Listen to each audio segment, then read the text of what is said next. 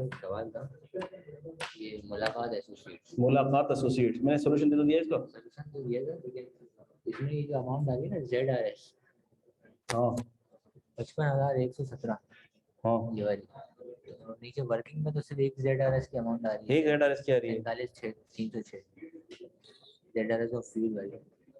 नहीं यार, और सवाल पेपर में देखो। सवाल मतलब ये मेरा भी सोल्यूशन नहीं आया था, लेकिन ऊपर ये आपने सोल्यूशन में भेजा हुआ है। हाँ तो ये फिर टाइपो हो गया, इसे लेकिन type सवाल में देखो कुछ और चीज तो नहीं है। हमें सवाल नहीं है। हाँ कहीं ऐसा नहीं हो ना कि कोई मशीन हो जो सिर्फ एक्सपोर्ट्स के लिए हो, सवाल नहीं।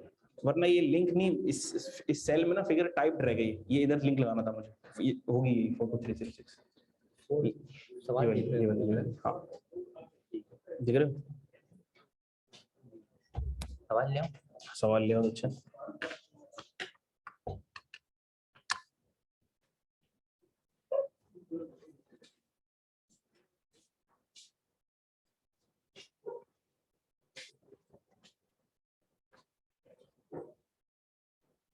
बोलो बच्चा।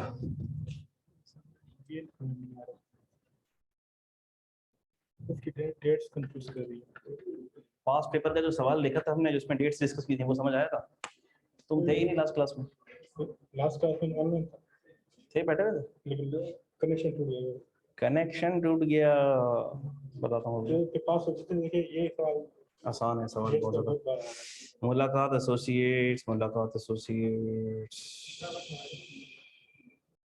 ठीक है।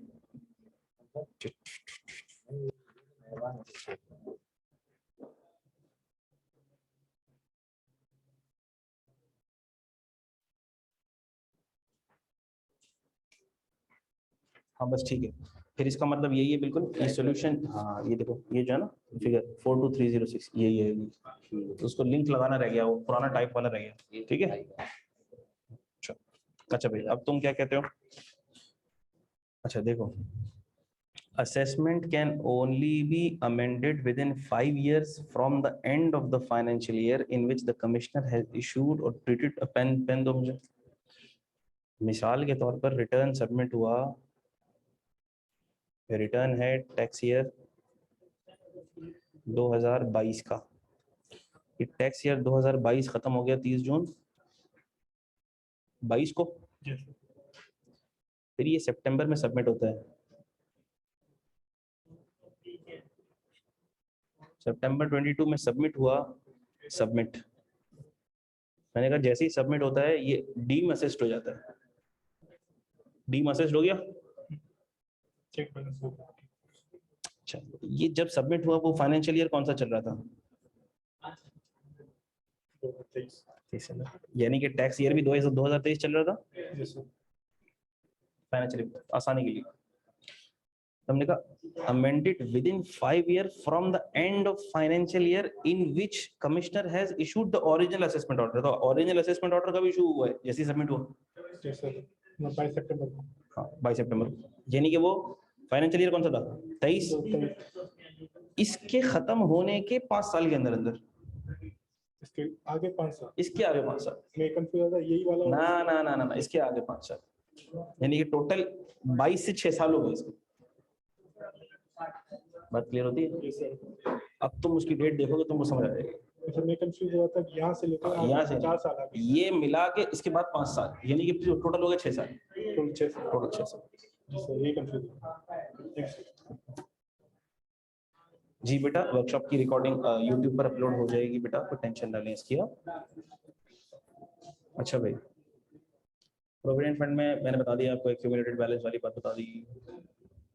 ईसॉस वाली लास्ट बात रिपीट करते हैं बेटा। लास्ट बात कौन सी मुस्तफा? चार्ट देखो ना, चार्ट रजिस्टर में तुम्हारे चार्ट नहीं बना हुआ क्या? अमाउंट टैक्स ऑन सैलरी भी माइनस होगा ना। अच्छा भाई ये बता दो, बच्चे आ जाए बता देते हैं। अगर रिस्ट्रिक्शन है तो विद इन कंपनी सेल हो सकते हैं, अगर कंपनी अलाउ करे तो हो सकते हैं, यानी अगर सवाल के अंदर लिखा हुआ है कि विद सेल हो गए तो इसका मतलब अलाउ होगा। अच्छा बेटा, बिजनेस इनकम के सॉल्यूशन में जो रिमेनिंग सॉल्यूशन है इंशाल्लाह ताला वर्कशॉप के खत्म होने से पहले पहले आपको मिल जाएगी, ठीक है? वर्कशॉप मतलब 3 दिन वर्कशॉप खत्म। फुल टाइम टीचर कौन होता है? शहीद नहीं, मैं फुल टाइम टीचर बनी आऊंगा बेटा।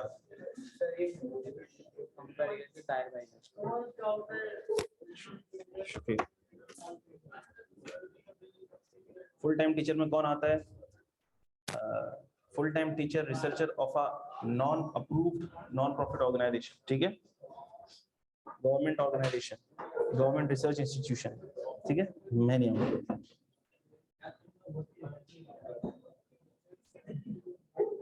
जी चीज बताते हैं, अगर रिस्ट्रिक्शन का ईयर है और उसमें कंपनी के विदिन सेल कर सकते हैं और कौन सी डेटें लेंगे? अगर रिस्ट्रिक्शन है और विदिन कंपनी सेल हो गया तो जिस डेट को सेल हुआ उस डेट का लेंगे, और जिस ईयर में सेल हुआ उस ईयर में गेन लेंगे।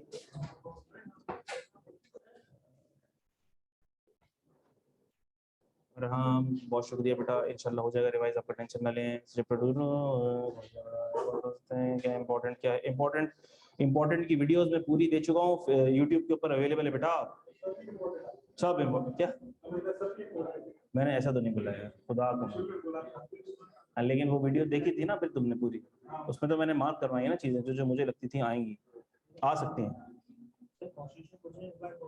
कॉन्स्टिट्यूशनल प्रोविजन ही इस बार इम्पोर्टेंट है, ही।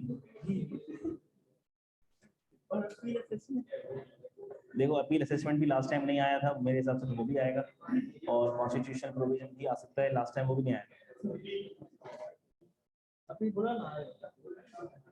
अपील और असेसमेंट इंपॉर्टेंट चीजें हैं यार, definite information, concealment of income, amendment of assessment.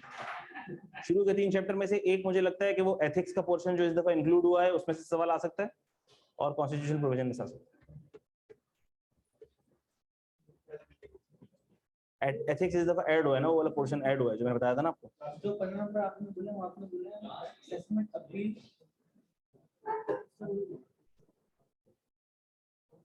क्या बेटा? मैं बताऊंगा वर्कशॉप तो होने दो तुम।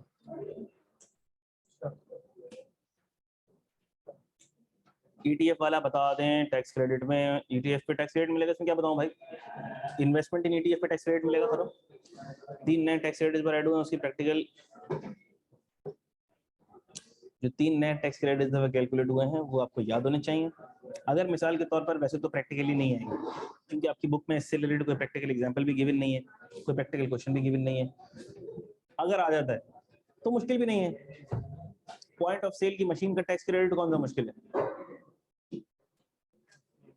वालेकुम अस्सलाम। इसी तरह से जो 100% टैक्स क्रेडिट अगर किसी को देना है तो उसको पूरा टैक्स क्रेडिट, ऐसा कोई सवाल ही नहीं आएगा कि 100% एग्जामिनर इतना बड़ा सवाल बनाया और उसको 100% टैक्स क्रेडिट मिलना हो, तो ये फिर अजीब सा हो जाएगा। ठीक है, अच्छा, will it be available recorded? Yes it will be available recorded. Capital amount tax in salary भी टैक्स हो गया ना, calculation amount tax in salary भी, जो अमाउंट सैलरी में टैक्स हुआ होगा वो शेयर की कॉस्ट का पार्ट बन जाएगा। पोर्टल पे रिकॉर्डिंग बिल्कुल आएगी, आज सिर्फ थ्योरी ही होगी, अल्लाह ने चाहा वक्त बच गया तो प्रैक्टिकल भी होंगे। रिमेनिंग टाइम में जो टॉपिक कवर करके पासिंग मार्क्स ले सकें वो थोड़ा गाइड कर दें, ठीक है बेटा। कैपिटल गेन की लाइन रिपीट कर दें, इनी सॉस, ठीक है बेटा, अभी कर देते हैं। Q&A में जो सवाल हो, Q&A में जो सवाल हो, Q&A में आप एथिक्स में क्या ऐड हुआ है सर, दोनों पिछली बुक और इस बुक से कंपेयर कर लो, आपको पता लग जाएगा बेटा। थ्रेट्स टू ऑब्जेक्टिविटी ऐड हुई है, थ्रेट्स टू ऑब्जेक्टिविटी एथिक्स में ऐड हुआ है।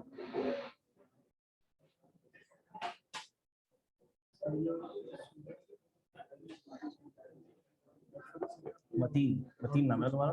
वही समझ आया कि आपने कहा कि सॉल्यूशन से देखो, उस पे आपने आउटपुट चार्ज किया, समझ नहीं आ रहा था। बैंक के पास गुड्स प्लेज हुए हैं, किसके गुड्स हैं? मैं बैंक हूँ, अल्लाह ना करे तुम्हारे गुड्स प्लेज हुए हैं मेरे पास, मैंने गुड्स बेच दिए। गुड्स किसके हैं? तुम्हारे हैं ना, जब मैं बेचूंगा तो तुम्हारी सेल हो गई, खत्म। सेल ट्रीट कर लेंगे, उस पर आउटपुट टैक्स चार्ज होगा, सही है।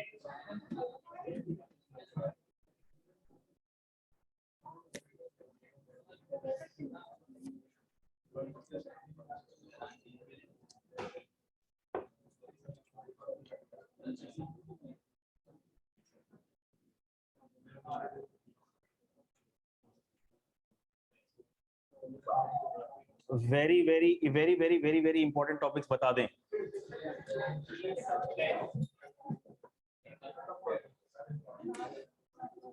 असल में जो टॉपिक्स मैं बताता हूँ ना वेरी वेरी इंपॉर्टेंट, एग्जामिनर देख लेता है फिर वो नहीं देता, इसलिए मैं नहीं बताता।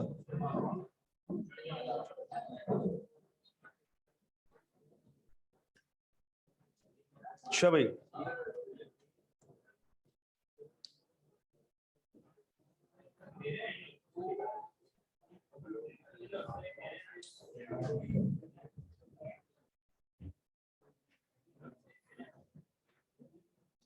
अच्छा भाई वापस आ जाओ सारे जल्दी।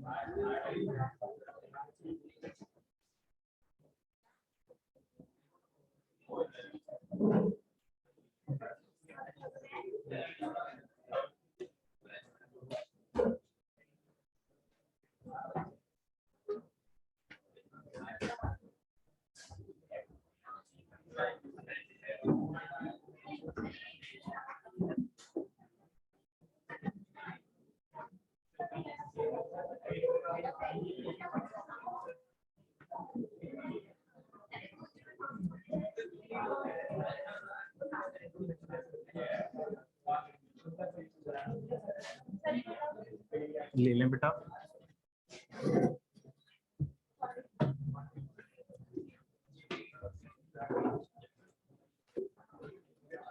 अच्छा बेटा, ये समरी हैंडआउट्स किसको नहीं मिले हैं, जिसको भी नहीं मिले हैं वो अब ले लो।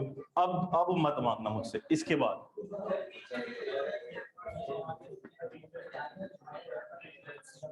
नहीं तो एक कसूर तुम लोगों का है ना, तुम लोग इतना पीछे क्यों बैठे हो? हुज़ैफा का बस नहीं चल रहा, यहाँ से भी कोई रास्ता निकाल के बाहर बैठे।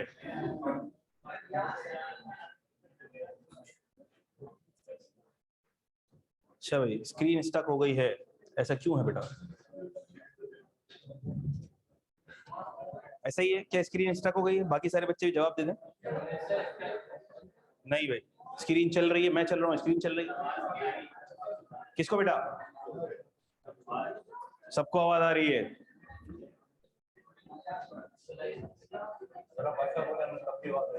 अच्छा भाई बेटा, जल्दी जल्दी वापस आ जाओ। मतलब एग्जाम करीब आते हैं तो लोगों की भूख मर जाती है, प्यास उड़ जाती है। यहाँ पर 10 मिनट का ब्रेक तो आधे आधे घंटे तक लोग वापस नहीं आ रहे, पता नहीं क्या खा रहे हैं।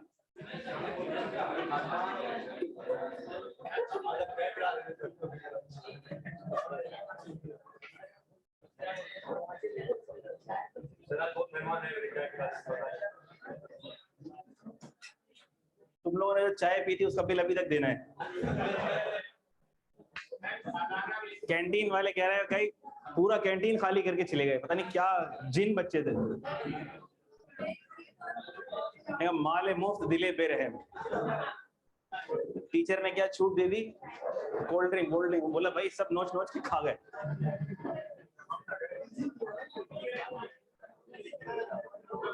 नहीं ऐसी मजाक करो।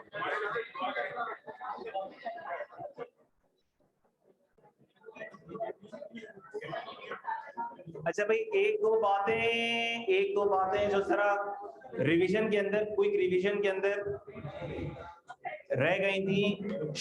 बेटा प्लीज एक दो बातें जो क्विक रिवीजन में रह गई थी। एक तो टैक्स क्रेडिट के अंदर जो इन्वेस्टमेंट इन शेयर्स था और इन्वेस्टमेंट इन लाइफ इंश्योरेंस, उसके अंदर रिवर्सल था। अगर शेयर्स आपने 24 महीने से पहले डिस्पोज कर दिए तो टैक्स क्रेडिट रिवर्स हो जाएगा। जिस साल में डिस्पोज की उसी साल रिवर्स होगा। और लाइफ इंश्योरेंस पॉलिसी में ये था कि जब अगर आपने पॉलिसी सरेंडर कर दी 2 साल से पहले तो जिस साल का टैक्स क्रेडिट था उसी साल में जाके रिवर्स होगा, रिटर्न रिवाइज होगा। पहली बात। दूसरी बात, कंसेशनल लोन के केस में एक बात बताना भूल गया था मैं। कंसेशनल लोन मिलेगा तो जो बेंचमार्क रेट से डिफरेंस है वो चार्जेबल टू टैक्स होगा अंडर सैलरी। लेकिन अगर यही लोन किसी पर्पस में यूटिलाइज होगा, जैसे कि बिजनेस में यूटिलाइज हो गया, ठीक है, तो फिर यही अमाउंट वहां पर एक्सपेंस भी अलाउ होगा। और इसकी हमने प्रैक्टिकल एग्जांपल क्लास में देखी थी, तुम्हें याद हो कि ना याद हो?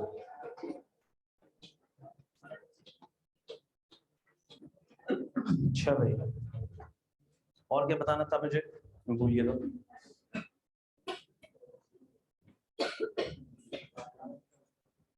चलो याद आया तो बताऊंगा। सेल फायरिंग अभी कहां से आ गया भाई?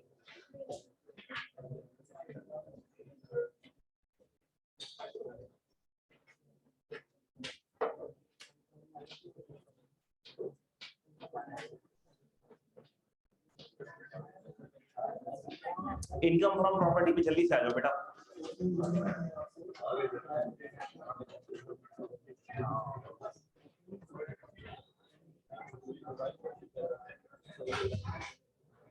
मैं ये चाह रहा हूं कि हम नमाज से पहले पहले हेड्स ऑफ इनकम खत्म कर लें।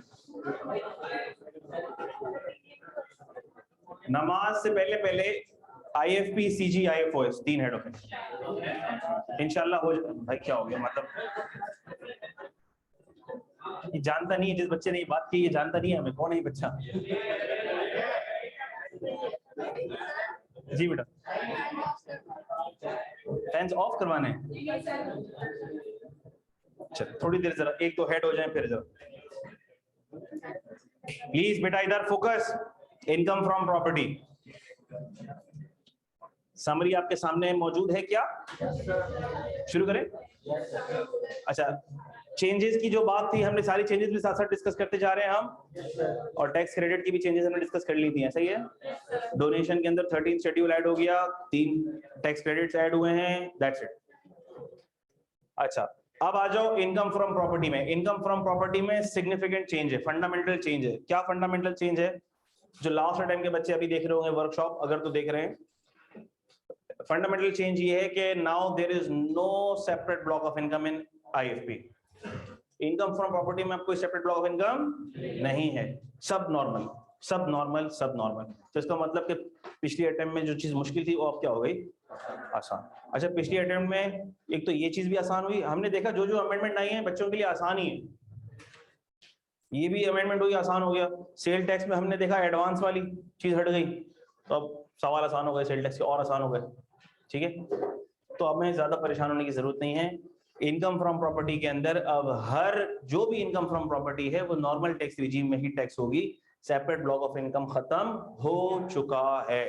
चार्जेबल रेंट पहला डब्बा, रेंट ऑफ लैंड। अच्छा, चार्जेबल रेंट के कंपोनेंट्स पहले डब्बे में आ रहे हैं, चार्जेबल रेंट के कंपोनेंट्स आ रहे हैं, लिख दिया पहले डब्बे के अंदर, पहले कॉलम के अंदर।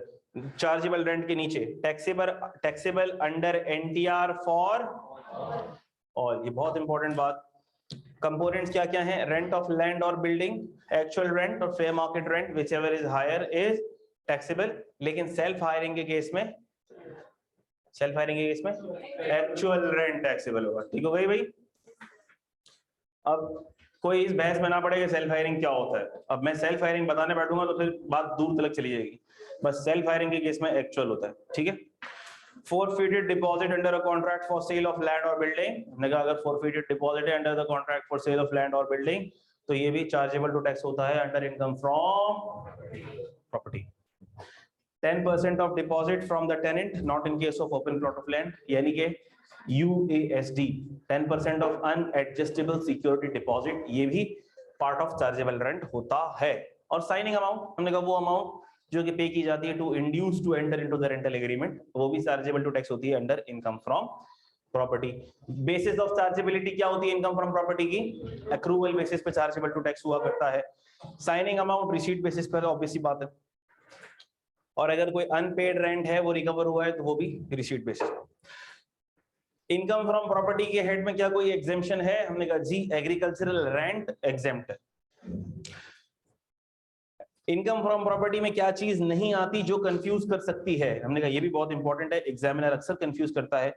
Rent of building together with plant and machinery, ये IFP में नहीं आता।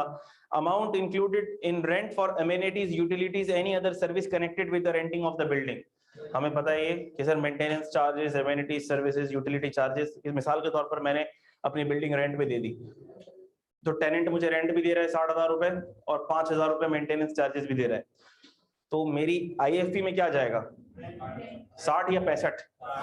60 जाएगा। सर 60 है रेंट के चार्जेस और 5,000 है मेंटेनेंस के, तो ये 60,000 आपकी IFP में जाएगा, 5,000 पर मंथ आपकी IFOS में जाएगा। क्या बात समझ आती है? Rent from sublease of land और बिल्डिंग, सबलीज करके लैंड या बिल्डिंग को सबलेट कर दिया। सबलेटिंग आमतौर पर अलाउ नहीं करता लैंडलॉर्ड, लेकिन अगर तो सबलेट करके किसी ने इनकम अर्न कर ली है तो हमने कहा वो भी रेंट का IFP का पार्ट नहीं बनती।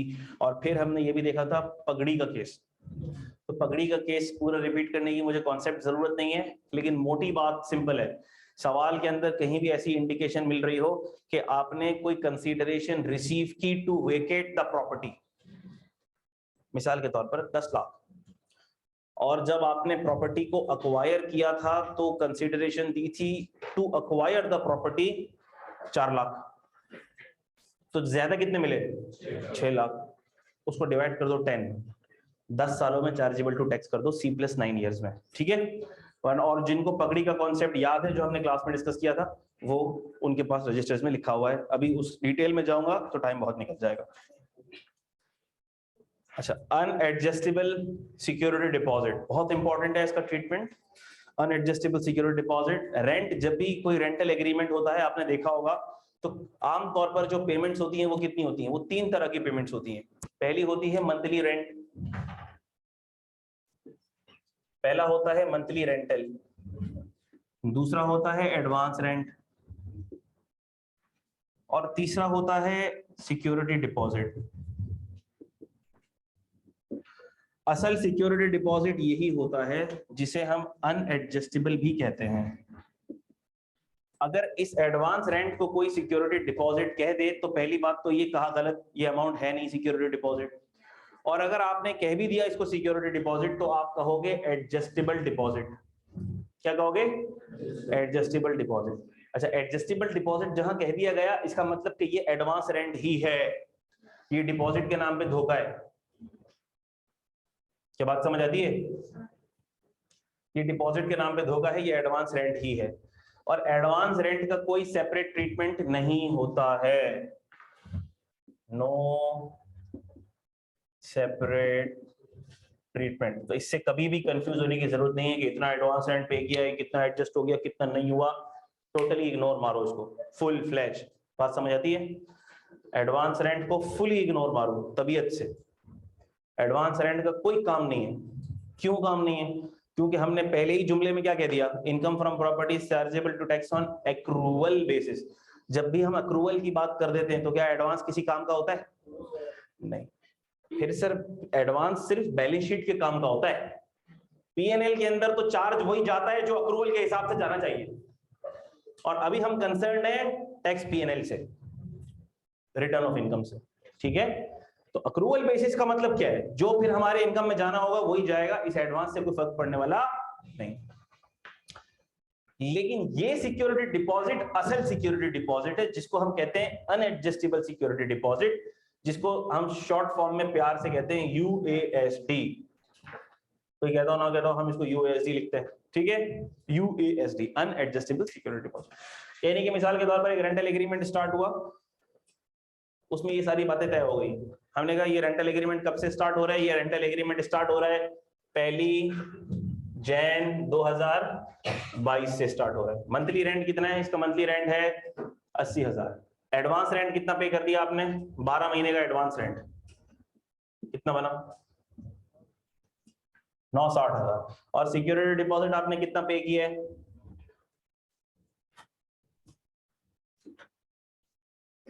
सर 1 जनवरी 2022 को एक रेंट एग्रीमेंट हुआ और उस रेंट एग्रीमेंट में लिखा हुआ है कि मंथली रेंट होगा 80,000 रुपए। एडवांस रेंट टेनेंट से रिसीव किया 9,60,000 और टेनेंट से रिसीव किया UASD 12 लाख। मुझे बताओ टैक्स ईयर 2022 में इनकम फ्रॉम प्रॉपर्टी में कितना जाएगा? ग्रॉस रेंट कितना जाएगा? मैंने क्या बताया था? मैंने बताया था एडवांस को फुल इग्नोर मारना है तबीयत से, तो हमने कहा इसको हम मारेंगे फुली इग्नोर। 80,000 मंथली रेंट है, 6 महीने का रेंट कितना?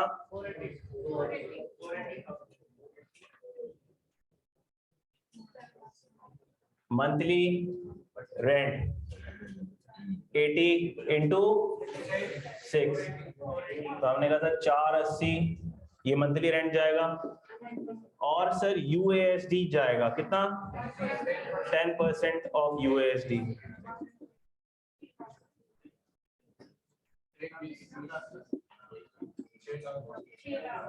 तो हुआ कितना बच्चों? 6 लाख हो गया आपका चार्जेबल रेंट, ठीक है। एडवांस रेंट को किसी ने इसमें इंक्लूड करने की कोशिश की तो अच्छा नहीं होगा। बातें समझ आ रही हैं सबको?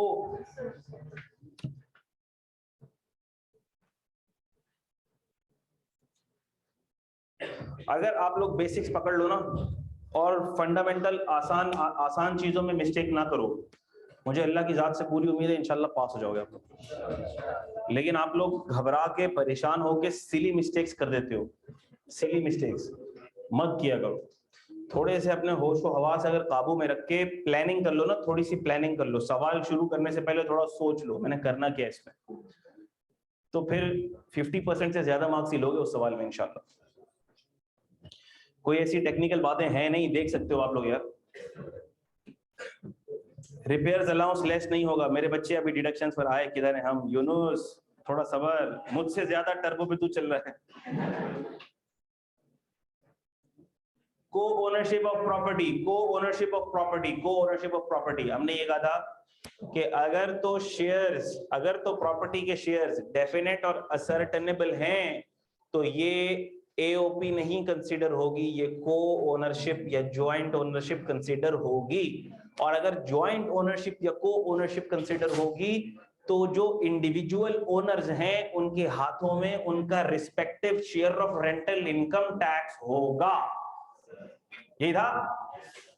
अगर तो रेंट आ रहा, एक प्रॉपर्टी है,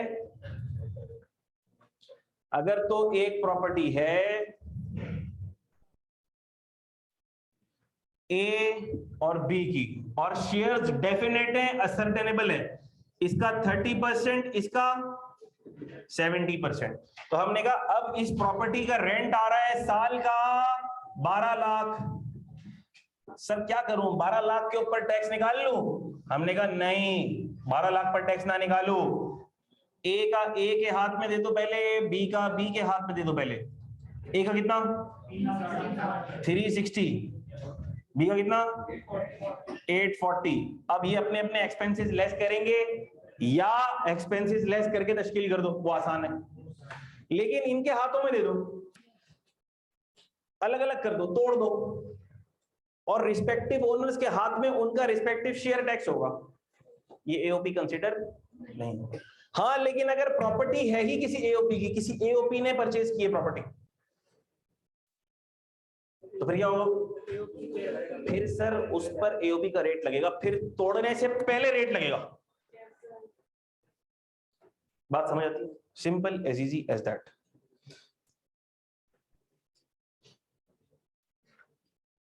ठीक है बेटा, ये वाली एग्जांपल ये आपने देख भी ली होगी, ये मैंने एक छोटी सी बस को ओनरशिप वाली एग्जांपल। आसान बातें हैं सारी। फिर आते हैं हमारे पास एक्सपेंसेस। फिर हमारे पास आते हैं एक्सपेंसेस। एक तो आ गया हमारे पास gross rent, chargeable rent. Gross rent बोल दो या चार्जेबल रेंट बोल दो। चार्जेबल रेंट के हमने देखा 4 कंपोनेंट्स हैं। कौन कौन से? Monthly rent, forfeited deposit under the contract of sale of land or building, UASD in case of building, signing up। ये इन सबको ऐड करो तो क्या बन गया? चार्जेबल रेंट या ग्रॉस रेंट। उसके बाद इसमें से क्या लेस होगा? एक्सपेंसेस लेस होंगे। कौन से एक्सपेंसेस हैं आपके सामने लिखे हुए? एक दफा रीड कर लेते हैं ताकि जहन में रह जाएं, जिनको याद है उनके रिवाइज हो जाए। सबसे पहला लेस होता है आंखें बंद करके अंधाधुन। अंधाधुन नहीं करना, हाँ हाँ करने सारे। ओपन प्लॉट ऑफ लैंड के केस में नहीं करना, आंखें खोल के करना है। यानी कि सिर्फ बिल्डिंग के केस में होगा ये क्या चीज? Repairs allowance. Repairs allowance, repairs allowance, repairs allowance. यानी ओपन प्लॉट ऑफ लैंड के केस में नहीं होगा, बाकी जो अमाउंट हो सब पे लगा दो। ओपन प्लॉट ऑफ लैंड का रेंट छोड़ के बाकी सब पे लगा दो। ठीक है? कितना? 1/5 ऑफ चार्जेबल रेंट। अच्छा, इसके लिए क्या एक्चुअल रिपेयर होना जरूरी है? नहीं जरूरी है। अगर 1 रुपया भी रिपेयर का खर्चा मेरी जेब से ना हुआ हो तो भी ये एक्सपेंस में लेस करूंगा। Insurance in respect of building, property tax including ground rent, property tax वगैरह सारे जो गवर्नमेंट अथॉरिटीज को पे होंगे, ग्राउंड रेंट पे होगा, एक्सपेंस है। कोई आपने लोन लिया प्रॉपर्टी लेने के लिए, रिनोवेशन करने के लिए, चाहे वो कमर्शियल प्रॉपर्टी हो, रेजिडेंशियल प्रॉपर्टी हो जो आपने रेंट पे दी हुई है, एक्सपेंस लेस होगा, पीओडी का एक्सपेंस लेस होगा। सिंपल है। इंटरेस्ट एक्सपेंस लेस होगा, प्रॉफिट ऑन डेट उसका लेस होगा। अगर आपने इस्लामिक लोन लिया हुआ है तो share of rental income including shares towards appreciation in the value of, cut गया ये, हाउस होगा, ठीक है, ये property in the value of property. अच्छा, अदर एक्सपेंसेस, इसको देखते हैं जरा, इसको देखते हैं जरा। लीगल सर्विसेज देख लो पहले। Legal services to defend title of property और any suit connected with the property. Legal services का मतलब क्या है कि सर लीगल चार्जेस भी लेस होंगे, ऐसा ही है। लेकिन क्या सारे लीगल चार्जेस लेस होंगे? हमने कहा सर सारे लीगल चार्जेस लेस नहीं होंगे, सिर्फ वो लीगल चार्जेस लेस होंगे which are connected with the, with any suit connected with the property, with any suit connected with the property और title of the property, with any suit connected with the property or title of the property। इसका मतलब क्या है? इसका मतलब ये है कि सर मैंने टेनेंट को भगाना चाह रहा हूं, मैं टेनेंट भाग नहीं रहा और एक केस चल रहा है, सूट चल रहा है और उस केस के ऊपर एक्सपेंसेस इनकर हो रहे हैं, क्या वो लेस होंगे? सर जिस प्रॉपर्टी में मेरा टेनेंट है उसके टाइटल के ऊपर फड्डा चल रहा है, झगड़ा चल रहा है फैमिली मेंबर से, उसका एक सूट चल रहा है और लीगल चार्जेस चल रहे हैं, क्या लेस होंगे?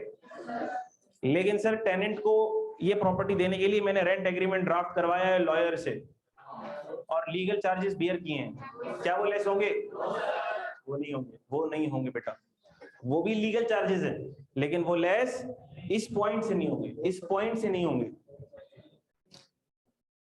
अनरिकवरेबल रेंट यानी कि रेंट का बैड डेट बेसिकली। क्या सर रेंट, आपने कहा रेंट को इनकम में इंक्लूड कर लो अक्रूवल बेसिस पे, हमने कर लिया आपकी बात मान के, लेकिन वो टेनेंट हरामखोर निकला और हमें पैसे नहीं दिए उसने, अब क्या करें? हमने कहा देखो अगर तुमने चार्जेबल रेंट का पार्ट बना लिया था, तुम्हारी नीयत सच्ची थी और वो तुम्हें रेंट नहीं दे रहा और आपने रीजनेबल स्टेप्स ले लिए हैं कि वो प्रॉपर्टी इवैक्यूएट कर दे और वो आपकी किसी और प्रॉपर्टी के ऊपर भी नहीं बैठा हुआ है, ये सारी बातें कंडीशन फुलफिल हो रही हैं, तो अब हम आपको उस रेंट का बैड डेट अलाउ कर देंगे। ये बात क्लियर है बेटा? अच्छा तो ये पढ़ लेना। अच्छा अब आ जाओ इस अदर एक्सपेंसेस पे, अदर एक्सपेंसेस पे, अदर एक्सपेंसेस पे। ये अदर एक्सपेंसेस, इसको हम आसानी के लिए कहते हैं blanket expense slot. Blanket expense slot, जो कहीं नहीं आता वो यहां आ जाता है, जो एक्सपेंस किसी पॉइंट में से लेस नहीं होता वो यहां से लेस हो जाता है। मिसाल के तौर पे अब मैं एग्जांपल दूंगा, हाँ या ना में जवाब देना, हाँ या ना में जवाब देना। मैंने ऊपर ये कहा कि रेंट एक्सपेंस, रेंट एग्रीमेंट को ड्राफ्ट करने के लीगल चार्जेस, ऊपर वाले लीगल चार्जेस वाले में से तो लेस नहीं हुए, क्या ब्लैंकेट स्लॉट में से लेस कर लूं? बिल्कुल कर लें आप। इंश्योरेंस ऑफ बिल्डिंग तो ऊपर था, इंश्योरेंस ऑफ लैंड नहीं था, क्या यहां से कर लूं? बिल्कुल कर लें सर। अच्छा और इसके अलावा एडमिन और रेंट कलेक्शन चार्जेस तो वैसे ही लिखे हुए हैं इसके अंदर, तो वो भी लेस कर लूं? बिल्कुल कर लें सर। अच्छा एक और बात, क्या बिल्डिंग के रिपेयर्स एक्सपेंसेस लेस कर लूं? जब सब कर रहे हो तो वो भी कर लो सर। उसका अलाउंस स्पेसिफिकली दिया हुआ है, उसको ना छेड़े, उसके डोमेन में आप अमल दखल ना करें आप, क्योंकि बिल्डिंग का रिपेयर्स अलाउंस गिवन है, अब उसका रिपेयर एक्सपेंस नहीं मिल सकता, ब्लैंकेट स्लॉट में भी नहीं मिल सकता। अच्छा क्या ग्राउंड, क्या ओपन प्लॉट ऑफ लैंड के रिपेयर्स यहां से लेस कर लूं? ओपन प्लॉट ऑफ लैंड के रिपेयर्स लेस कर लूं? जाहिर सी बात है लेस कर लें यार, क्योंकि उसका रिपेयर्स अलाउंस थोड़ी मिला है। क्या ख्याल है, याद आता है?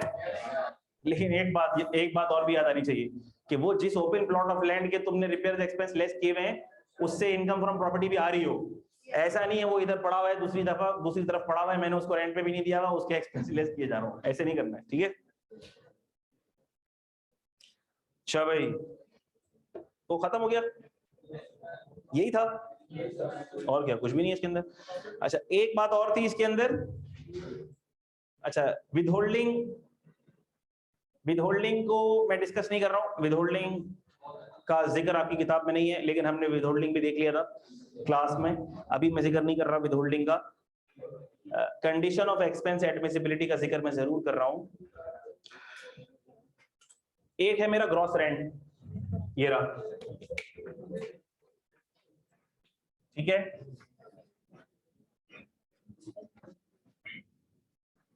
बेटा ये बहुत इंपॉर्टेंट बात है और एग्जामिनर इसके अंदर कुछ ना कुछ ऊपर नीचे हो सकता है। एक आ गया आपके पास ग्रॉस रेंट या चार्जेबल रेंट, कितना? ये आ गया आपके पास 2.5 मिलियन, और यहां से एक्सपेंसेस लेस कर दिया आपने,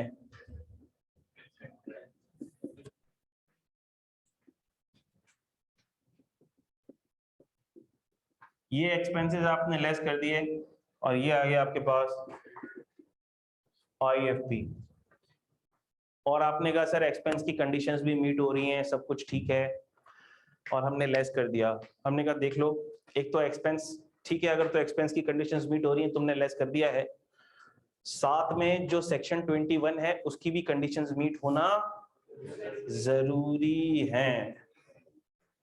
ये क्या बात हो गई सर? सेक्शन 21 की कंडीशंस भी मीट होना जरूरी है। सेक्शन 21 क्या था?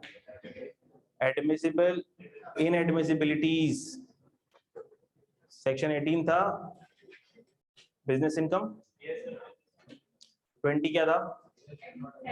एडमिसिबल एक्सपेंसेस, और 21 क्या था? Inadmissible expenses. तो इनएडमिसिबल एक्सपेंसेस वाले सेक्शन में जो बातें लिखी हैं कि इन वजह से एक्सपेंस इनएडमिसिबल हो जाता है, अगर उनमें से कोई वजह पाई गई तो ये एक्सपेंस भी इनएडमिसिबल हो जाएगा।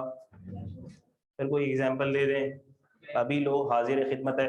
सेक्शन 21 कहता है कि तुम जो एक्सपेंस भी करो थ्रू बैंकिंग चैनल करना, कैश में किया तो इनएडमिसिबल हो जाएगा। और सर मैंने प्रॉपर्टी टैक्स कैश में पे कर दिया,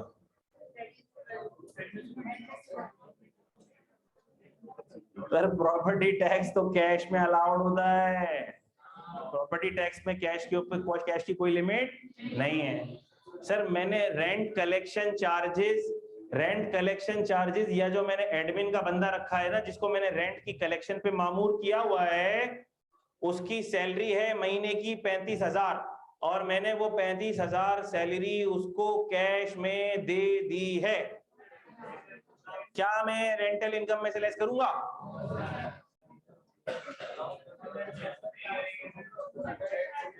मैं रेंटल इनकम में से लेस नहीं कर सकता, क्योंकि 25,000 से ऊपर सैलरी में कैश में नहीं दे सकता। क्या बात समझ आती है? तो बेटा वही बातें यहाँ पे लिखी हुई हैं, कंडीशंस ऑफ एक्सपेंस एडमिसिबिलिटी। एक बात तो ये लिखी हुई है, ये बात भी हमें पता है, कोई भी एक्सपेंस अगर अलाउ हुआ है तो 3 साल के अंदर अंदर पे हो जाना चाहिए, अगर 3 साल के अंदर अंदर पे नहीं हुआ तो वो रिवर्स हो जाएगा।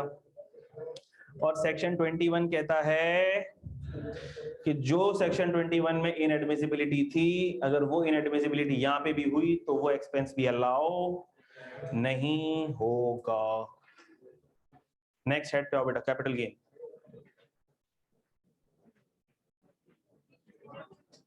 जी बेटा विदहोल्डिंग एजेंट का मैं इसलिए जिक्र नहीं कर रहा क्योंकि विदहोल्डिंग एजेंट से रिलेटेड आने के चांसेस ना होने के बराबर हैं। आपकी किताब में विदहोल्डिंग का तस्करा नहीं है। विदहोल्डिंग एजेंट को एक दफा सिर्फ रीड कर लो। विदहोल्डिंग एजेंट का मतलब ये है कि अगर इनमें से कोई भी बंदा रेंट पे कर रहा है तो वो रेंट पर टैक्स की विदहोल्डिंग करेगा।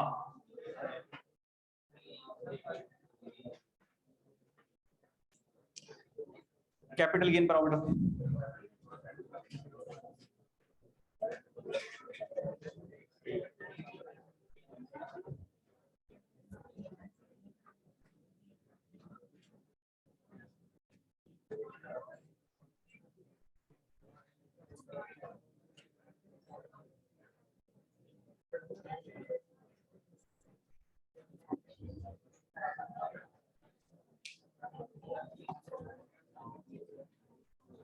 बेटा बातें नहीं चलेंगी प्लीज। कैपिटल गेन में बेटा सबसे पहले है कैपिटल एसेट की डेफिनेशन, जो है बेइंतहा इंपॉर्टेंट, ठीक है। और कैपिटल एसेट की डेफिनेशन कहती है means property of any kind, जो प्रॉपर्टी है, जैसी प्रॉपर्टी है, सब के सब कैपिटल एसेट है। Property of any kind whether connected with business or not, but does not include business inventory, store space, raw materials, finish goods, ये चीजें कैपिटल एसेट का पार्ट नहीं है। डेप्रिशिएबल एसेट्स कैपिटल एसेट का part नहीं है। Personal movable assets capital asset का part नहीं है। लेकिन फिर सर स्पेसिफिकली इंक्लूड किया गया एक स्पेशल कैटेगरी को, सेक्शन 38 सब सेक्शन 5, वो वाले एसेट चाहे पर्सनल एसेट्स हैं लेकिन कैपिटल एसेट्स का पार्ट हैं। और उसकी लिस्ट क्या थी बेटा? पता होना चाहिए हमें, लिखा हुआ भी होगा कहीं ना कहीं किसी न किसी दर्जे में। Painting, sculpture, drawing, other work of art, jewellery, rare manuscript, folio, book, postage stamp, first aid, cover, coin और मेडालियन और एंटीक। याद है आपको? जबरदस्त। चलो, हमें ये भी पता है कि कैपिटल एसेट्स की कितनी कैटेगरीज हैं? 2 कैटेगरीज है, मोटी मोटी 3 कैटेगरी समझ लो। एक ये कि जिसमें नॉर्मल कैपिटल एसेट्स आते हैं, सारे नॉर्मल। सर कैपिटल एसेट्स की 3 कैटेगरी है। एक है सेक्शन 37A जिसमें आती है हमारे पास सिक्योरिटीज, फिर एक है हमारे पास immovable property 37(1)(a), immovable property, ठीक है।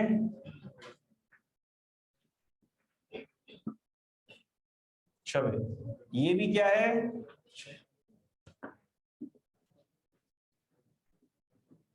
ये भी चार्जेबल टू टैक्स होता है under separate block of income, ये भी होता है अंडर सेपरेट ब्लॉक। और हमने कहा ऑल अदर कैपिटल एसेट्स, ये किसमें टैक्सेबल होते हैं? एनटीआर में टैक्सेबल होते हैं, ठीक है बेटा। इमूवेबल प्रॉपर्टी के अंदर भी, इमूवेबल प्रॉपर्टी के अंदर भी हमने ये देखा था कि इमूवेबल प्रॉपर्टी के अंदर भी लैंड भी आता है, बिल्डिंग भी आती है। ऐसा भी हो सकता है कि वो लैंड पर्सनल लैंड हो, ऐसा भी हो सकता है कि वो किसी बिजनेस का लैंड हो। अगर पर्सनल लैंड है तो वो कैपिटल एसेट है क्योंकि वो पर्सनल मूवेबल एसेट नहीं है। अगर पर्सनल मूवेबल एसेट होता तो वो तो कैपिटल एसेट की डेफिनेशन से बाहर हो गया है, सही है। लेकिन ये क्या है? पर्सनल, तो वो तो कैपिटल एसेट की डेफिनेशन में मौजूद है ना। क्या ख्याल है? तो हमने कहा सर ये बिल्कुल कैपिटल एसेट है और इसके डिस्पोजल पे कैपिटल गेन आएगा। लैंड है और बिजनेस का लैंड है,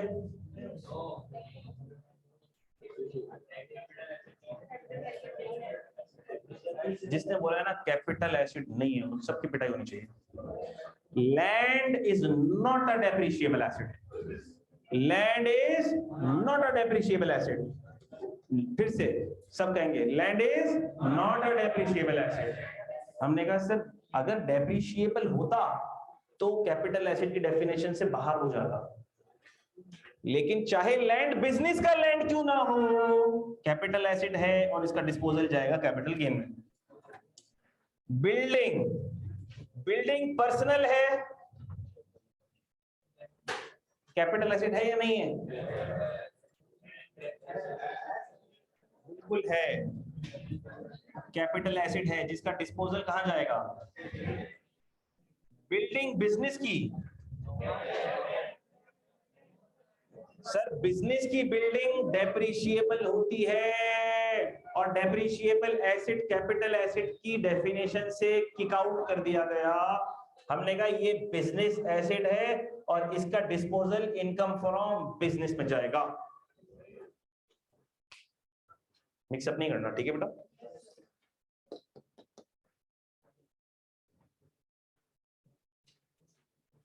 चलो भाई, capital gain is a very important head of income मेरे बच्चों, इसके अंदर कोई कंफ्यूजन के चांसेस नहीं होने चाहिए हैं। अच्छा भाई, ये वाली जो कैटेगरी है, ये वाली हमने कहा इस पर 25% होल्डिंग पीरियड एग्जेम्पशन अप्लाई होगी if HP is greater than 1 year. ये 25% वाली नॉर्मल होल्डिंग पीरियड एग्जेम्पशन इस पे भी नहीं लगेगी, इस पे भी नहीं लगेगी, इस पर खुद की सेपरेट एग्जेम्पशन है। ठीक है बेटा, इस पर इसकी सेपरेट एग्जेम्पशन है। ये 25% वाली इस पे नहीं लगा देना, सही है?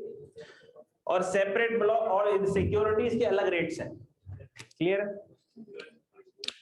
अच्छा आओ नीचे फिर 37 कैपिटल ए, 37 कैपिटल ए के केस में, सिक्योरिटीज के केस में 99.99% केसेस के अंदर जो रेट लग रहा होगा वो होगा 12.5%। पहली जुलाई 2013 से पहले का एसेट शेयर एक्वायर्ड है तो उस पे रेट है 0%।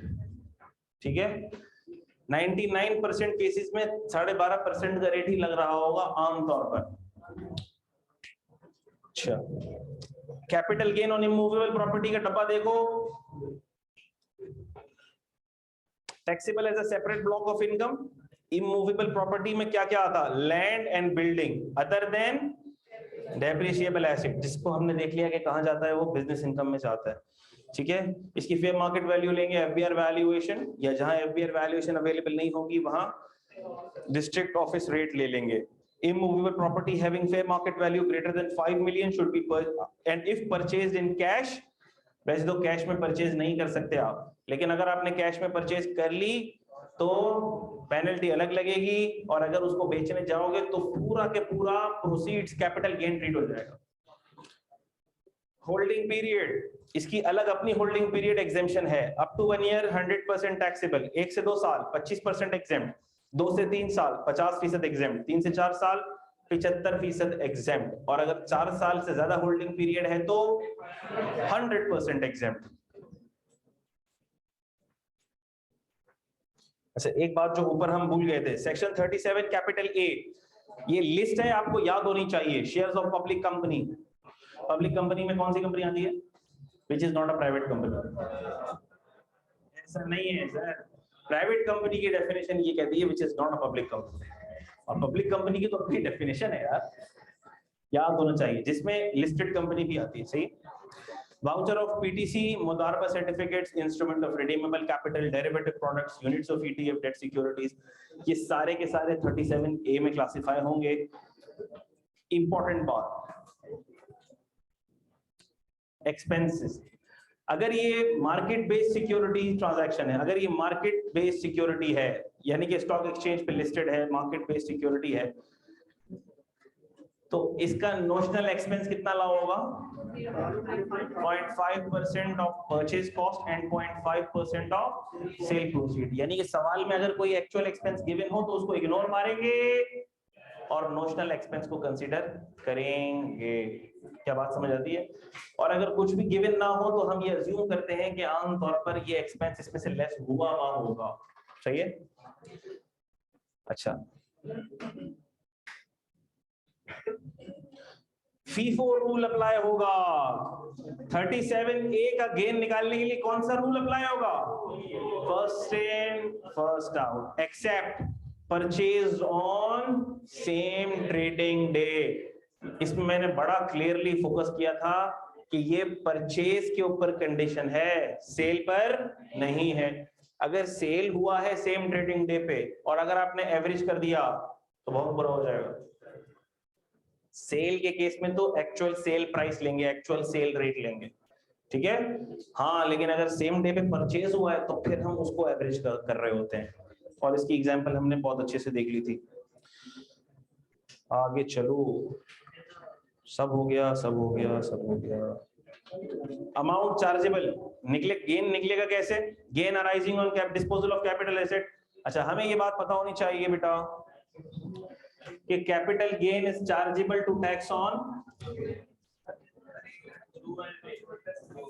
Accrual basis. अच्छा, और ये जो गेन आता है ना, ये आता है on disposal of capital asset, यानी कि जब तुम डिस्पोज करोगे तब ये गेन आएगा। जब तुम क्या करोगे? डिस्पोज करोगे। फिर से रिपीट करो, जब तुम क्या करोगे? डिस्पोज करोगे, डिस्पोजल पे।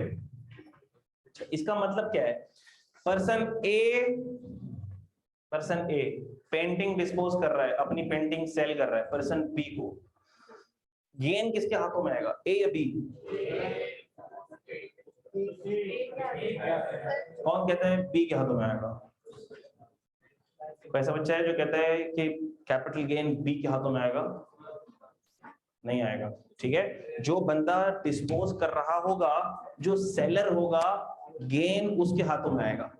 क्या बात क्लियर है बेटा? अच्छा, बातें नहीं होगी अभी, बहुत इंपॉर्टेंट बात हो रही है। मैं अब उस टॉपिक पे आ रहा हूं जो कैपिटल गेन में सबसे ज्यादा कंफ्यूज करती है बच्चों को।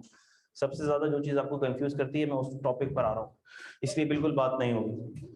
तो पहली बात तो हमने ये देख ली कि कैपिटल गेन उसके हाथों में आएगा जो डिस्पोज करता है, गिवर, जो सेलर है, जो ट्रांसफरर है, उसके हाथों में कैपिटल गेन कैलकुलेट होता है। क्या बात समझ आती है? इसकी मैं वही अभी डायग्राम बनाता हूं जो मैंने क्लास में बनाई थी। अच्छा, समरी के अंदर थोड़ा सा और आगे बढ़ो। गेन निकलता कैसे? Consideration received minus cost. Cost में इंसिडेंटल एक्सपेंसेस भी शामिल होते हैं। और कंसीडरेशन रिसीव्ड क्या होती है? देखो, higher of actual sale proceeds और एफएमवी। अच्छा, और एफएमवी भी क्या होती है? एफबीआर या DC value in case of immovable property, stock exchange quotation in case of listed security, breakup value in case of other shares. Basis of chargeability, accrual basis लिख दिया गया है। आगे आ जाओ।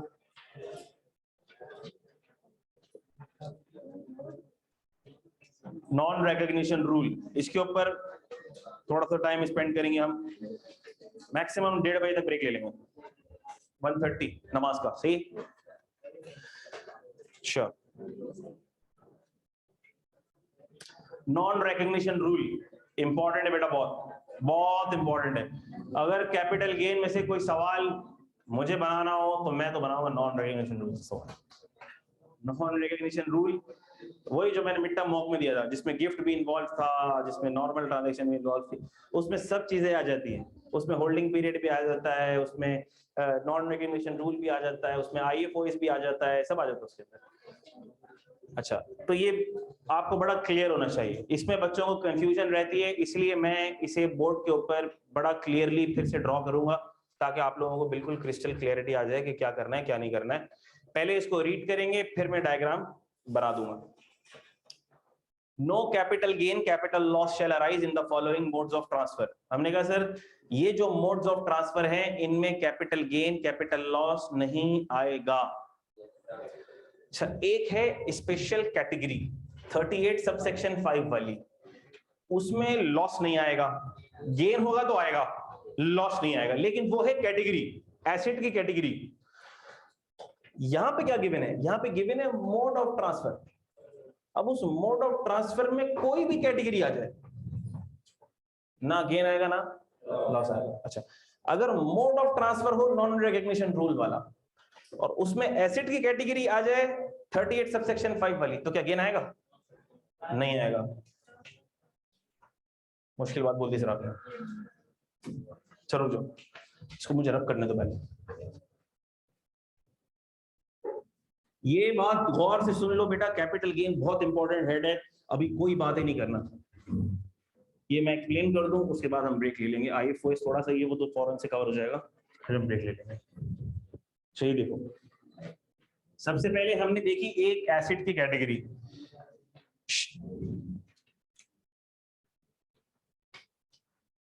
हमने कहा sir disposal of painting, disposal of painting. अच्छा, हमने कहा अगर डिस्पोजल ऑफ पेंटिंग के अंदर अगर डिस्पोजल ऑफ पेंटिंग के अंदर गेन ऐसे कैलकुलेट हो रहा है, कैसे कैलकुलेट होता है? CR minus cost.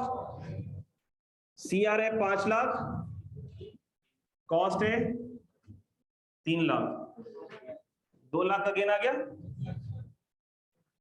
हमने कहा बिल्कुल आ सकता है, लेकिन अगर तो ये ट्रांजैक्शन NRR की ट्रांजैक्शन है,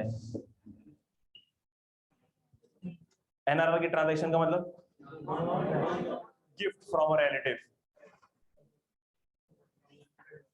gift from a relative, relative ने गिफ्ट दिया है, अगर ये NRR के अंदर आ जाए तो क्या ये गेन टैक्सेबल होगा? नहीं होगा। बात समझ आती है?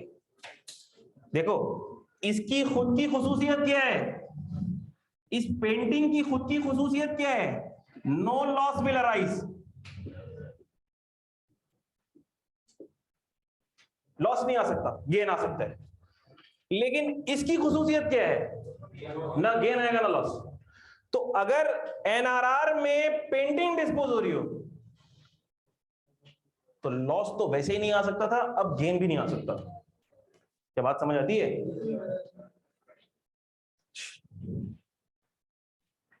अगर ये होता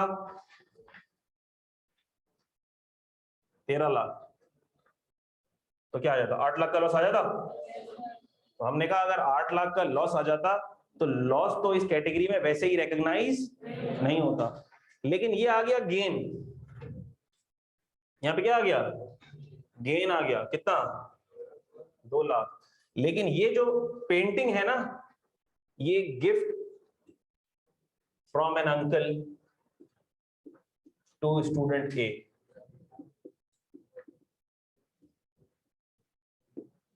अब ये चार्जेबल टू टैक्स होगा? Yes, sir.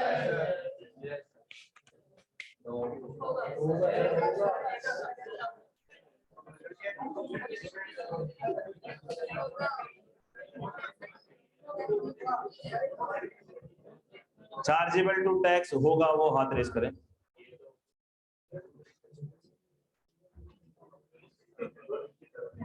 और जो कहते हैं नहीं होगा, सतीदान तुम कुछ नहीं कह रहे हो आज, क्या ख्याल है?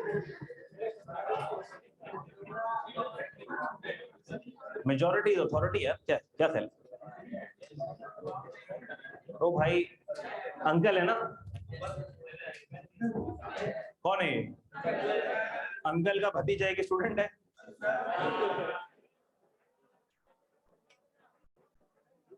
और अंकल का जो भतीजा जो कि एक स्टूडेंट है, अंकल ने उसको पेपर पास होने में गिफ्ट दिया है, और ये ट्रांजैक्शन फॉल करती है अंडर NRR, ठीक है? और ये ट्रांजैक्शन फॉल किसमें करती है? NRR।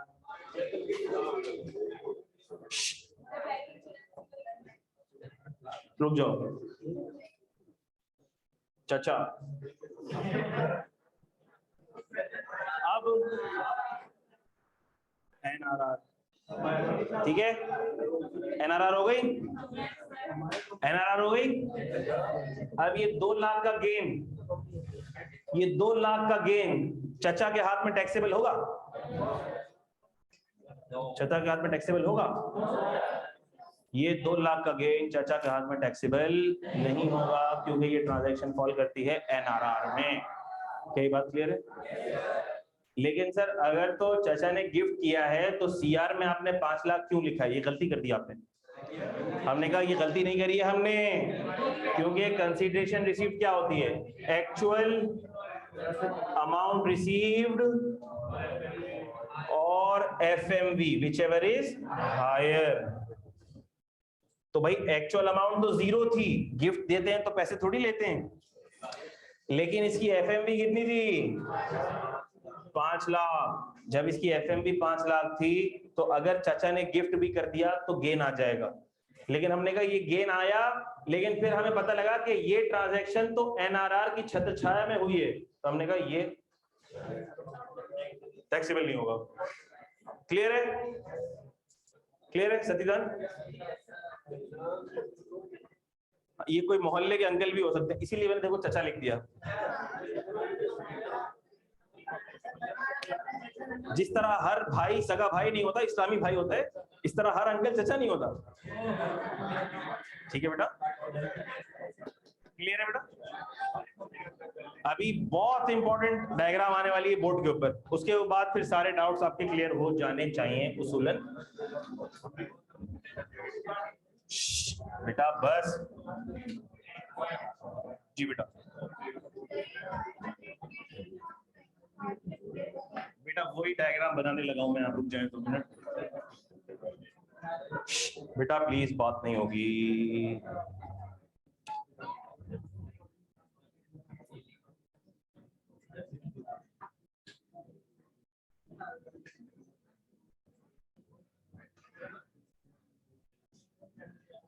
अंकल ने एक पेंटिंग परचेज की और उसकी परचेज प्राइस थी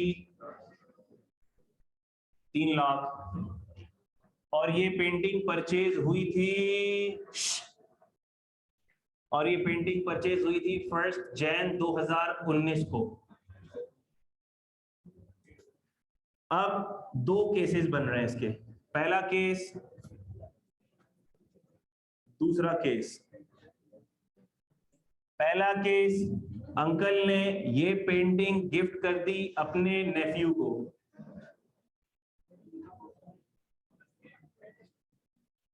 दूसरा केस, अंकल ने ये पेंटिंग गिफ्ट कर दी अपने फ्रेंड को। तीसरा भी कर लेते हैं, अंकल ने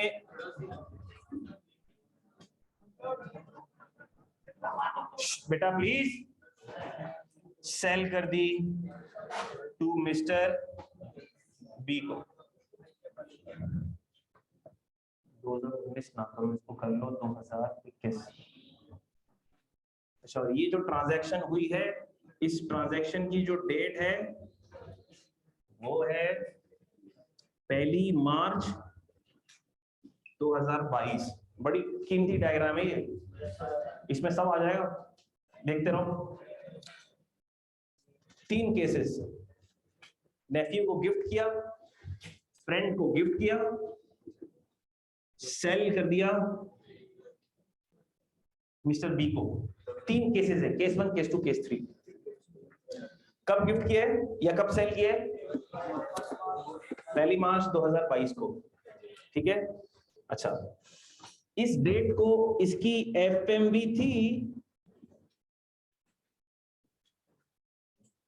5 लाख।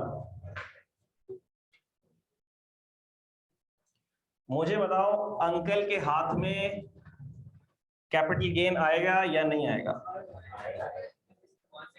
हाँ, ये होना चाहिए था सवाल, कौन से केस में ये आएगा, नहीं आएगा, नहीं आना चाहिए इसका आंसर। इसका आंसर होना चाहिए था सब कौन से केस की बात कर रहे हैं। तो मैं केस 1 की बात भी कर रहा हूँ, केस 2 की भी कर रहा हूँ, केस 3 की भी कर रहा हूँ। अब बोलो सर, केस 1 के अंदर नो CG CL Y, दूसरे केस में बोलो आएगा, गेन आएगा वाई। इसलिए आएगा क्योंकि सर ये जो गिफ्ट टू अ फ्रेंड है ये NRR में फॉल नहीं करता। तो सर NRR में क्या फॉल करता है? समरी देख लो ना, NRR में फॉल करता है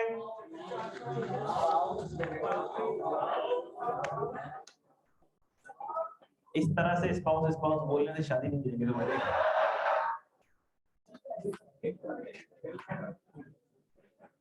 कहाँ से लगी है? हाँ जी, अच्छा बेटा, transfer of assets between spouses under an agreement to live apart under a gift from a relative by succession, inheritance, devolution, विरासत में मिल जाए, और dissolution of assets of AOP। ठीक है, इसका मतलब सर ये किसी भी मोड में फॉल नहीं कर रहा।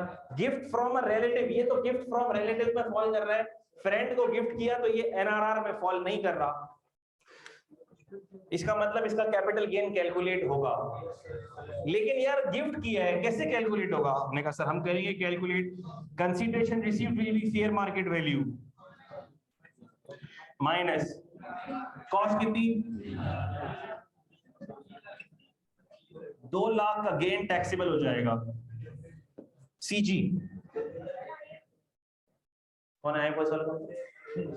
नहीं बेटा बिल्कुल क्लियर करूंगा मैं डाउट। आपने कहा था, आपने कहा था आईएफओएस की बातें, तब तक आईएफओएस की बातें आएंगी रिसीवर के लिए, जो डिस्पोज कर रहा है उसके लिए नहीं आएंगी। यही बात समझाने वाला था मैं अगली बार। जिसने पेंटिंग डिस्पोज की है उसके पार्ट पे कैपिटल गेन आएगा, क्योंकि डिस्पोज करने पे कैपिटल गेन आता है। जो रिसीवर है ना, जो रिसीवर है, अभी मैं आऊंगा रिसीवर की दुनिया में दाखिल होऊंगा, रिसीवर के लिए ये इनकम फ्रॉम अदर सोर्सेज बनेगी।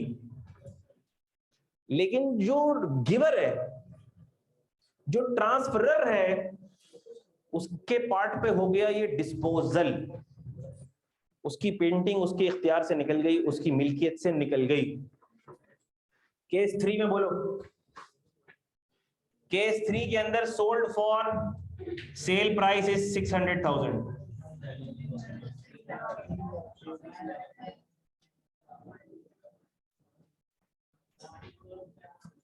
सीजी, सीजी ये किसको क्लियर नहीं है? सबको क्लियर है ये? अब आ जाओ नेफ्यू की दुनिया में। क्या बेटा? हाँ करते हैं। अभी कैपिटल गेन निकाला है हमने। टैक्सेबल कितना होगा ये बताओ सर? हमने कहा इन दोनों केसेस के अंदर 25% एग्जेम्प्ट, होल्डिंग पीरियड की वजह से। क्लियर है? आ जाओ नेफ्यू का केस। नेफ्यू का case,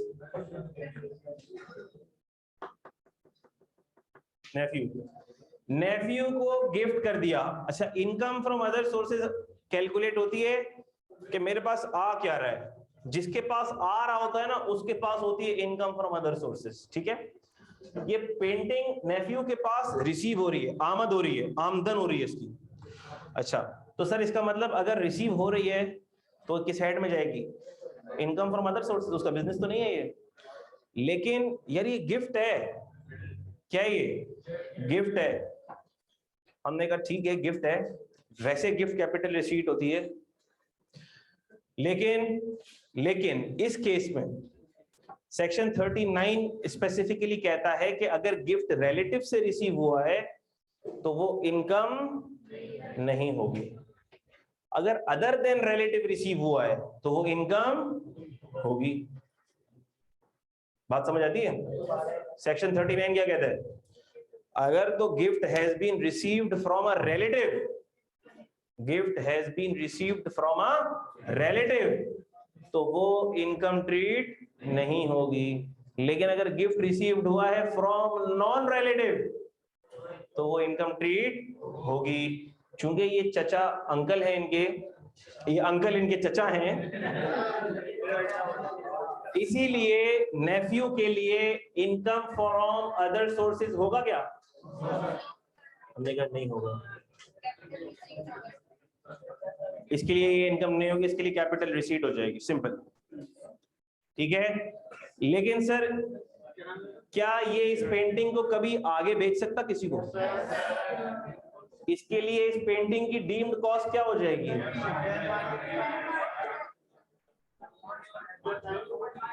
fair market value at the date of transaction 5 lakh, और इसके लिए डेट ऑफ एक्विजिशन क्या हो जाएगी?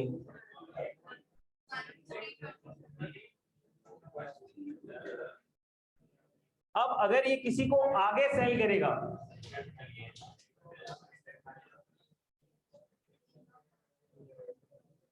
तो क्या आएगा? हमने कहा कैपिटल गेन है। बात समझ आती है? फ्रेंड का केस, अंकल ने गिफ्ट किया फ्रेंड को। अब ये फ्रेंड रिलेटिव थोड़ी है, ये तो अंकल का फ्रेंड है। अगर गिफ्ट रिसीव हो रहा है अदर देन रिलेटिव तो हमने कहा अब ये इसकी इनकम फ्रॉम अदर सोर्सेज में चार्जेबल टू टैक्स हो जाएगा। किस अमाउंट पे? किस अमाउंट पे? फेयर मार्केट वैल्यू में, जो कि क्या चल रही है, IFO, इसमें टैक्स हो जाएगा। डीम कॉस्ट क्या बन जाएगी, यही इसकी डीम कॉस्ट बन जाएगी। डेट ऑफ एक्विजिशन क्या बन जाएगी,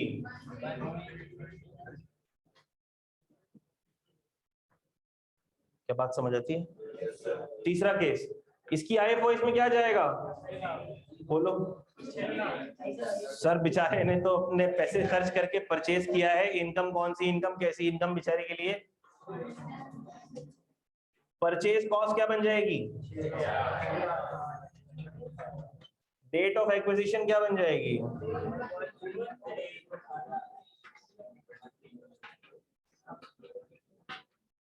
क्या ये बातें समझ आती हैं? किसको ये बातें समझ नहीं आती हैं?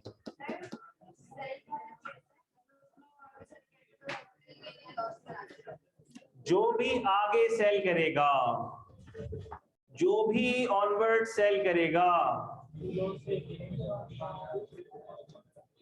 किसमें जाएगा, उसके कैपिटल गेन में जाएगा।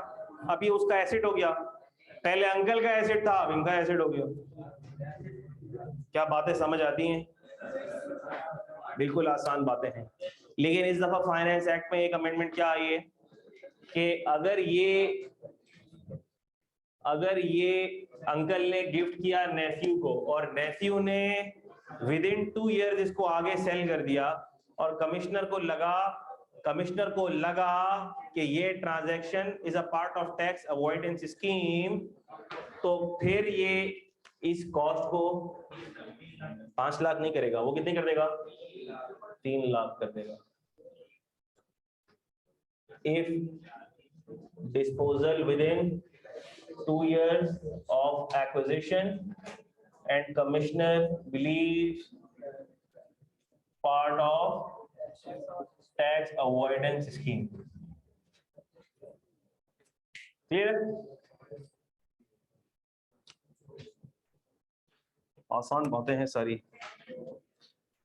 Transfer of asset between spouse under an agreement to live apart, इस केस में देखो स्टार डाल के नीचे लिखा हुआ है, cost in the hands of transferor will be the treated as the cost for recipient। उसमें FMV एट ट्रांसफर को कॉस्ट नहीं लोगे।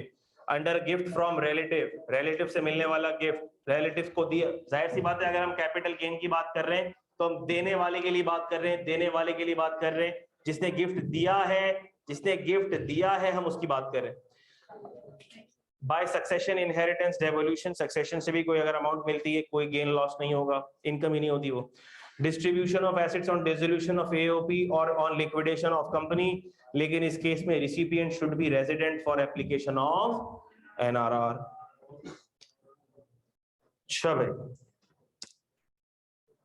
और ये सारी बातें हमने कर ली हैं।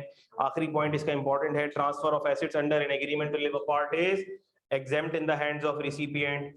फिर 38 सबसेक्शन 5 भी हम रीड कर चुके हैं, एग्जेम्पशंस स्पेसिफिक हैं, देख लोगे आप लोग।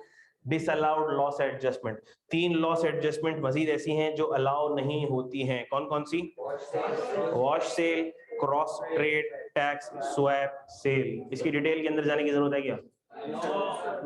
आसान से केसेस हैं, इसकी आपको पता ही है, अगर किसी को पूछना हो तो मुझसे आके अलग से पूछ सकता है। Wash sale, cross trade, tax swap sales, in cases में लॉस एडजस्टमेंट अलाउ नहीं होती है।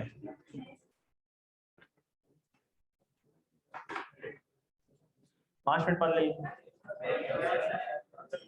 लेते हैं ताकि जब आए तो हम प्रैक्टिकल क्वेश्चन शुरू करते हैं।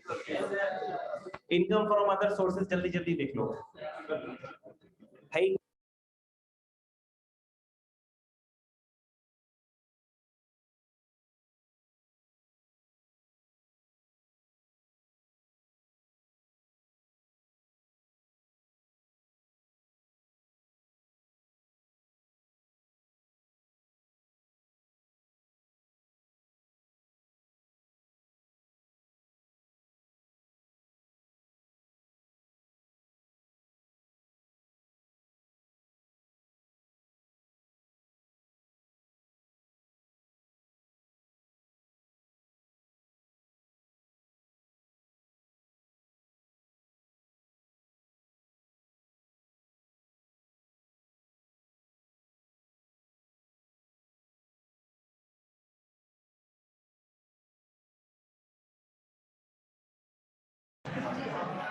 बेटा आखिरी आवाज आपको क्या आई थी जरा बताओ।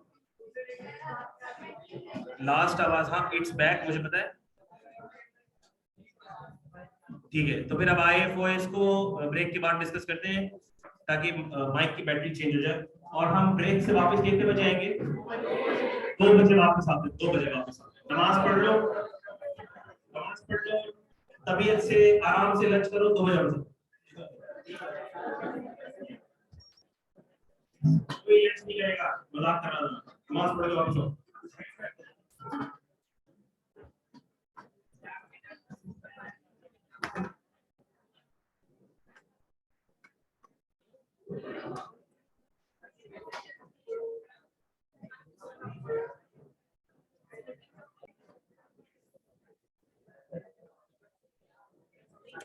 अच्छा बच्चों, वेलकम बैक।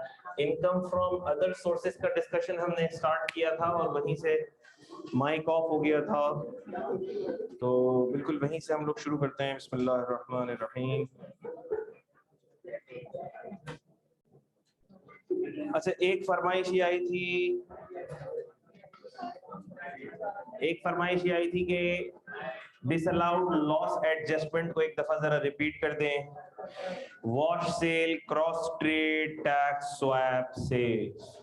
मैं रिपीट तो कर देता हूँ, बहुत ज्यादा डिटेल में नहीं जाऊंगा। मैंने इसकी एग्जांपल दे के नंबर से पूरा समझाया था, वो आप फिर रिकॉर्डेड पोर्टल के ऊपर वीडियो देख लेना। मैं इसको सरसरी बस रिकैप कर रहा हूँ। वॉश सेल किसको कहते हैं? वॉश सेल का मतलब ये है कि किसी ने अपना कैपिटल गेन टैक्स बचाने के लिए दूसरी सिक्योरिटी पर, दूसरे शेयर पर, दूसरी सिक्योरिटी पर अगर वो सेल कर देगा तो उसको लॉस आ जाएगा, और वो सेल करना नहीं चाह रहा। शेयर ए को सेल करने पे गेन आ रहा है, शेयर बी को सेल करने पे लॉस आ रहा है। शेयर ए को सेल करने पे गेन आ रहा है तो उसे कैपिटल गेन टैक्स देना पड़ेगा। शेयर बी को सेल करने पे लॉस आ रहा है, वो सेल करना नहीं चाह रहा, लेकिन उसने कहा काम करता हूँ, लॉस पे सेल कर देता हूँ। 37A का गेन 37A के लॉस से सेट ऑफ हो जाएगा, कैपिटल गेन पे टैक्स नहीं देना पड़ेगा। और जो सिक्योरिटी मैंने लॉस पे सेल की है उसके फौरन बाद अगले दिन दोबारा खरीद लूंगा, जिस रेट पे बेची थी उसी रेट पे वापस मिल जाएगी। तो मेरे पास सिक्योरिटी भी वापस आ गई, गेन से लॉस भी एडजस्ट हो गया, और कैपिटल गेन टैक्स भी नहीं देना पड़ा। तो टैक्स वाले ने कहा ऐसे टोपी ड्रामे को हम लाओ नहीं करेंगे। क्रॉस ट्रेड सिंपल है। मेरा ही दो ब्रोकरेज हाउसेस में अकाउंट है। मैंने अपने एक ब्रोकरेज AKT से शेयर ट्रांसफर कर दिया फाउंडेशन सिक्योरिटी के अंदर, अपने ही नाम के सब अकाउंट के अंदर। तो क्या ये डिस्पोजल है? ये डिस्पोजल है ही नहीं, मैंने अपने एक हाथ से एक हाथ को सेल कर दिया। Tax swap sale wash sale की तरह का ही कॉन्सेप्ट है, बिल्कुल सिमिलर कॉन्सेप्ट है, लेकिन वॉश सेल के अंदर हम जो शेयर बेच रहे थे वही वापस खरीद रहे थे, लेकिन टैक्स स्वैप सेल के अंदर वही शेयर वापस नहीं खरीद रहे, लेकिन उसी सेक्टर के अंदर किसी और कंपनी का शेयर वापस खरीद रहे हैं। मैं ऐसा क्यों कर रहे हैं? तो ऐसा इसलिए कर रहे हैं क्योंकि टैक्स वाले ने वॉश सेल के ऊपर पाबंदी लगाई हुई है। अब हमें टैक्स वाले को करानी है टोपी, तो हमने वही शेयर वापस नहीं खरीदा, उसी इंडस्ट्री की किसी और कंपनी का शेयर वापस खरीद लिया। उसका भी रिस्क रिटर्न पोर्टफोलियो तो सेम है ना, मेरी सेहत पे कोई फर्क नहीं पड़ रहा, लेकिन मैंने कैपिटल गेन टैक्स बचा लिया। तो टैक्स वाले ने कहा ये भी डिसअलाउ, हम इसको भी अलाउ नहीं करेंगे। क्लियर है बेटा? हो जाएगा इंशाल्लाह क्लियर, उम्मीद है पेपर से पहले हो जाए। ठीक है, वैसे ये बता दूं मैं, ये कैपिटल गेन की वीडियोस के अंदर इसकी पूरी नंबर्स के साथ मैंने एग्जांपल दी थी। अगर किसी को डाउट है तो वो पोर्टल पे वीडियो देख ले भाई। इनकम फ्रॉम अदर सोर्सेज, ये टैक्स वाले को कैसे पता चलेगा? ये टैक्स वाले को NCCPL बता देगा ना। अब आप ये नहीं पूछिएगा NCCPL को कैसे पता लगेगा, मुस्तफा पिटाई हो जाएगी बेटा। Quick revision of income from other sources. Dividend,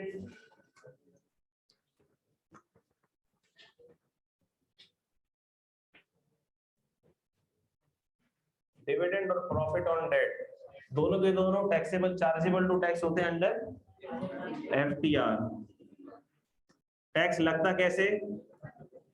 gross dividend income, मिसाल के तौर पर लाख, उसमें पहले क्या टैक्स लेस होता है? टैक्स एट 15,000, 85,000, फिर क्या लेस होती? ज़कात,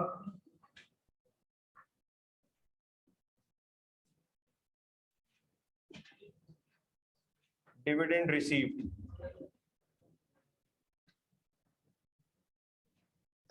पीओडी के केस में सीक्वेंस थोड़ा सा, ग्रॉस पीओडी लाख, इसमें पहले ज़कात लेस होती है,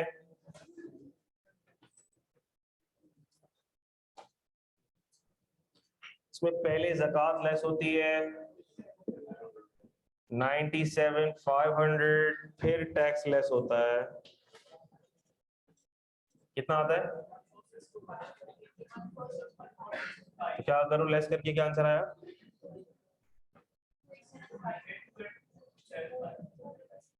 82,875 पीओडी रिसीव्ड। अब अगर डिविडेंड रिसीव्ड पेपर में गिवन हो, पीओडी रिसीव्ड पेपर में गिवन हो, ज़कात भी गिवन हो, तो क्या ग्रॉस पीओडी और ग्रॉस डिविडेंड निकाल सकते हो? Are you sure? इसका फॉर्मूला मैंने क्या लिखवाया था? ग्रॉस डिविडेंड का फॉर्मूला क्या था सर? ग्रॉस डिविडेंड का फॉर्मूला था डिविडेंड रिसीव्ड प्लस ज़कात डिवाइडेड बाय 1 माइनस T%, ऐसा ही था।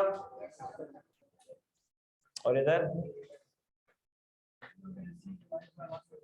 ग्रॉस पीओडी का फॉर्मूला क्या था? POD received divided by 1 minus T% plus ज़कात, तो तुम्हारे पास ग्रॉस पीओडी आ जाएगा। ठीक है, टोटल इनकम के लिए हमें ग्रॉस डिविडेंड और ग्रॉस पीओडी चाहिए होता है, और फिर टैक्स लायबिलिटी जब निकालते हैं तो भी ग्रॉस पे लगता है, ग्रॉस पे लगता है। ये बातें सारी तुम्हें पता है अच्छे से। हाँ,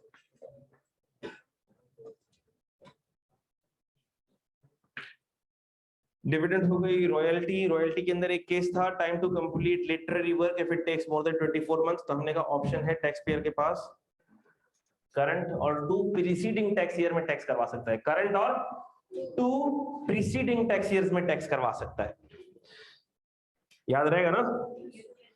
profit on debt, FTR for individual AOP till 5 million, above 5 million NTR, company के लिए वैसे ही एनटीआर है। Additional payment on delayed refund under law, IFOs. Ground rent, IFOs. Rent from sublease of building land, IFOs. Income from